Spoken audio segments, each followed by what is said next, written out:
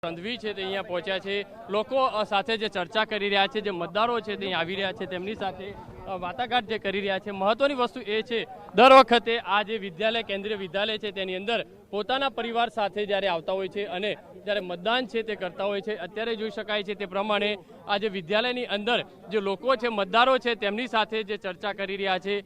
વૃદ્ધો જે લોકો છે જે મતદાન વહેલી સવારથી જે કરવા આવી રહ્યા છે. ત્યારે સુરતની વાત કરીએ તો સુરત મહાનગરપાલિકાના ઇલેક્શનની અંદર અલગ અલગ વોર્ડ જે 30ની અંદર 120 જેટલા જે ઉમેદવારોનું જે ભાવિ છે તે નક્કી થશે. ત્યારે 24 લાખથી વધુ જે મતદારો છે પોતાના મત અધિકારનો જે ઉપયોગ કરવાના છે. વહેલી સવારથી તમામ બૂથો ઉપર સારી એવી લાઈનો છે, મતદારો છે તે જોવા મળી રહ્યા છે. કારણ કે જે રીતે અત્યારે ગરમી જે ચાલી રહી છે ને તે વચ્ચે લોકો છે જેમ બને એમ વહેલું જે રીતે મતદાન થાય તે માટેનો જે પ્રયાસ છે જે કરવામાં આવી રહ્યો છે. અને ખાસ કરીને તંત્ર તરફથી પણ એ જ પ્રયત્ન જે કરવામાં આવી રહ્યો છે કે લોકો જેમ બને એમ વહેલું જે મતદાન કરે. અત્યારે જોઈ શકાય તે પ્રમાણે ગુજરાત રાજ્યના ડેપ્યુટી સીએમ છે તેમની પત્ની જે સાથે અત્યારે કેન્દ્રીય વિદ્યાલય ખાતે મતદાન કરવા માટે પહોંચ્યા છે અને પોતાનો મતાધિકારનો ઉપયોગ કરી અને ક્યાંક લોકોને પણ એ સંદેશો આપવામાં આવી રહ્યો છે કે લોકો જે વધુને વધુ મતદાન કરે અને પોતાના મતાધિકારનો ઉપયોગ કરે તે માટેનો જે પ્રયત્ન છે તે તમામ જે વિભાગો દ્વારા કરવામાં આવી રહ્યો છે. અત્યારે જે પ્રથમ વોટરો હોય છે, જે મતદાન કરવા આવી રહ્યા લોકો છે, તેમની સાથે જે ચર્ચા કરતા નજરે પડી રહ્યા છે.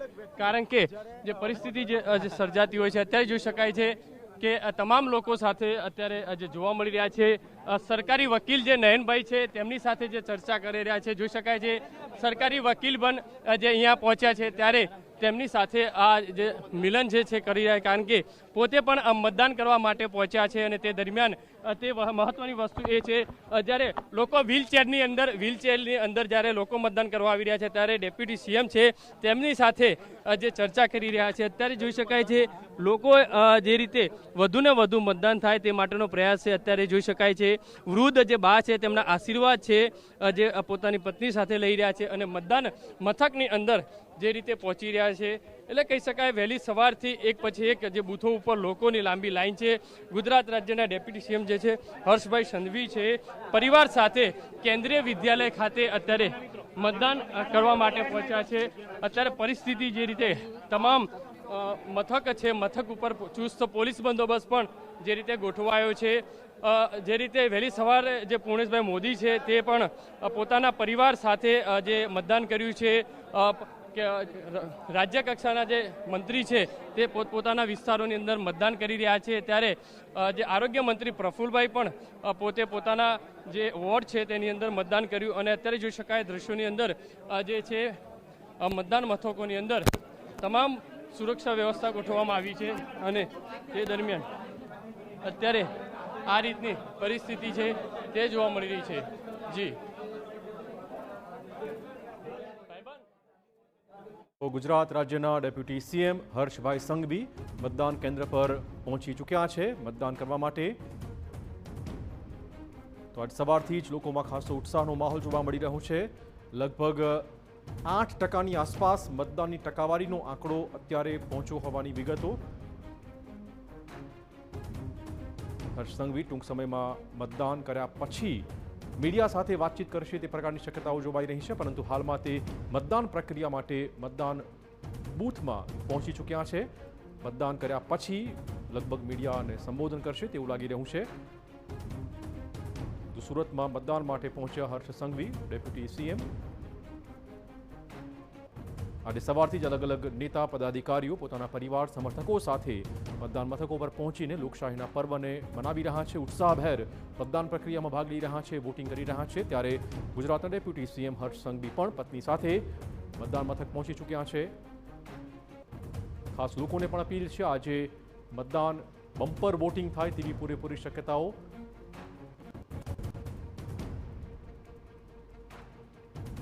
રાજ્યમાં સ્થાનિક સ્વરાજની ચૂંટણી માટે મતદાન સવારે 7 વાગ્યાથી શરૂ થઈ ચૂક્યું છે. પ્રથમ 2 કલાકની વાત કરીએ લગભગ 8 થી 10% મતદાનનો ટકાવારીનો આંકડો હાલમાં પહોંચી રહ્યું છે. આ દ્રશ્યો આપણે ટીવી સ્ક્રીન પર હર્ષ સંઘવી મતદાન કરી રહ્યા છે. મતદાન પ્રક્રિયામાં તે ભાગ લઈ રહ્યા છે, લોકશાહીનું પર્વ મનાવી રહ્યા છે. આજે દિવસ છે મતદાતાઓનો. આજે જો વોટ ન કર્યો, તમારી આંગળી પર ટપકું ન પડ્યું તો પછી તમને ફરિયાદ કરવાનો કોઈ અધિકાર નથી. આ રૂએ પણ આપે ઘરની બહાર નીકળવું જોઈએ અને મતદાન કરવું જોઈએ. રહ્યા છે અત્યારે દ્રશ્યોની અંદર જોઈ શકાય છે તે પ્રમાણે જે વોર્ડ છે તે વોર્ડની અંદર પહોંચ્યા છે અને જે પ્રક્રિયા છે જે નામ નોંધણીની જે રીતે કરવામાં આવી રહી છે અને અત્યારે જે રીતે એક પછી એક લોકો છે પોતાના મતદાન જે છે તે કરી રહ્યા છે તે પ્રમાણે ડેપ્યુટી સીએમ છે જે કાયદેસર રીતે જે રીતે આજે નોંધણી કરાવી રહ્યા છે અને ત્યારબાદ પોતાના મતાધિકારનો ઉપયોગ છે તે કરતા નજરે પડી રહ્યા છે. પરિવાર સાથે અત્યારે પરિસ્થિતિ જે જોવા મળી રહી છે, મહત્વની વસ્તુ એ છે જે ડેપ્યુટી સીએમ છે તે પોતાના પત્ની સાથે ત્યાં મતદાન મથકે પહોંચ્યા છે અને જે સાઇન જે છે તે કરવામાં આવી રહી છે અત્યારે જોઈ શકાય છે અને ત્યારબાદ પોતાનો મતનો ઉપયોગ છે તે કરી રહ્યા છે. એટલે મહત્વની વસ્તુ એ છે કે એક સંદેશો છે તે જતો હોય છે કે લોકો વધુ ને વધુ મતદાન કરે તે માટે. અને બધા ઓલી બાજુ અમને નડી છે, હું જ નડું છું તને ભાઈ નથી નડતા. ચોક્કસ લોકો વધુમાં વધુ મતદાન કરે તે પ્રકારની અપીલ પણ આજે સવારથી જ નેતાઓ કરી રહ્યા છે. લોકોને પણ TV9ની અપીલ છે કે આજે ભલે સન્ડેનો દિવસ છે, રવિવારનો દિવસ છે, પરંતુ આરામ ન કરતા પહેલાં પોતાની લોકશાહીની જે ફરજ છે તે નિભાવજો, મતાધિકારનો ઉપયોગ કરજો. લગભગ 25,000થી વધુ ઉમેદવારો માટે આજે શાંતિપૂર્ણ માહોલમાં મતદાન પ્રક્રિયા ચાલી રહી છે. 730 બેઠકો પહેલેથી બિનહરીફ છે અને બાકીની બચેલી બેઠકો પર હાલમાં મતદાન થઈ રહ્યું છે. કેટલીક કોર્પોરેશનમાં 9 કોર્પોરેશન એવી છે કે જ્યાં પહેલીવાર મતદાન કરાઈ રહ્યું છે. પ્રથમ 2 કલાકમાં લગભગ 8થી 10% મતદાનનો આંકડો પહોંચ્યો છે. સવારમાં જ ઉત્સાહનો માહોલ જોવા મળી રહ્યો છે, પરંતુ મતદાનની ટકાવારી સાંજે 6 વાગ્યા પછી બમ્પર વોટિંગ થાય, આંકડો બહુ જ મોટો આવે તેવી સૌ કોઈ અપેક્ષા રાખીને બેઠા છે.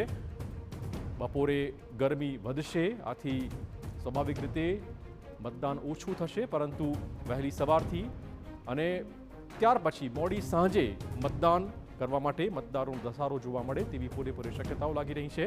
લગભગ 4 કરોડથી વધુ મતદારો પોતાના મતાધિકારનો ઉપયોગ આજે કરી શકશે.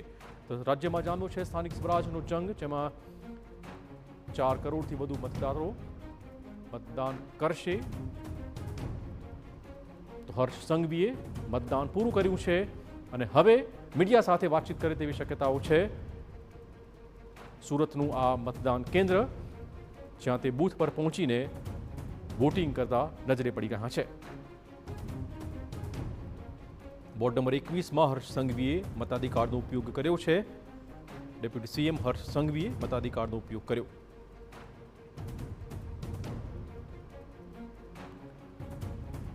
રાજ્યમાં 9 કોર્પોરેશન એવી છે કે જ્યાં આજે પહેલીવાર કોર્પોરેશન બન્યા પછી મતદાન થઈ રહ્યું છે. હર્ષ સંઘવીએ મતાધિકારનો ઉપયોગ કર્યો અને આ થકી તેમણે જનતાને પણ અપીલ કરી કે તે પોતે પણ ઘરની બહાર નીકળે અને મતદાન કરે. તો વહેલી સવારથી મતદારો કરી રહ્યા છે મતાધિકારનો ઉપયોગ. રાજ્યમાં સ્થાનિક સ્વરાજની ચૂંટણી માટે આજે મહત્વપૂર્ણ દિવસ, આજે મતદાનનો દિવસ છે. પ્રથમ 2 કલાકમાં લગભગ 8થી 10% મતદાન થયું હોવાનો આંકડો સામે આવી રહ્યો છે. વહેલી સવારથી જ આજે મતદારો સવારે 7 વાગ્યાથી અનેક શહેરોમાં આપે જોયું TV9ના માધ્યમથી લાંબી કતારો મતદારોની જોવા મળી હતી. લગભગ આંકડો 8થી 10%ની વચ્ચેનો હાલમાં સામે આવ્યો છે. સરેરાશ મતદાન તમામ બોર્ડમાં ભેગું મળીને 8થી 10%ની આસપાસ પહોંચ્યું છે. જોકે આ ટકાવારીનો આંકડો દિવસ દરમિયાન વધશે આવી આશા અપેક્ષાઓ ચોક્કસ છે.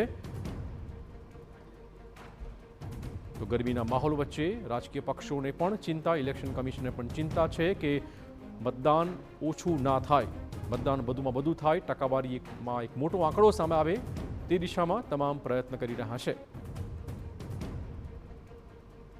તો જોઈ શકો છો કેટલા ઉત્સાહપૂર્વક મતદારો મતદાન મથક પહોંચી રહ્યા છે અને મતાધિકારનો ઉપયોગ કરી રહ્યા છે.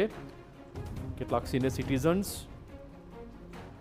પણ આજે સવારે જ પહોંચ્યા હતા મતદાન કરવા માટે. અને ઘરે આજે લગ્ન પ્રસંગ છે, તો લગ્ન પ્રસંગ પહેલા તે પોતાની ફરજ નિભાવવા માટે પણ મતદાન કેન્દ્રો પર પહોંચ્યા હતા. અને હવે હર્ષ સંઘવી મીડિયા સાથે વાતચીત કરે તેવું લાગી રહ્યું છે. આપણે સંભળાવીશું કે હર્ષ સંઘવી કેવી રીતે લોકોને અપીલ કરશે વોટિંગ માટેની.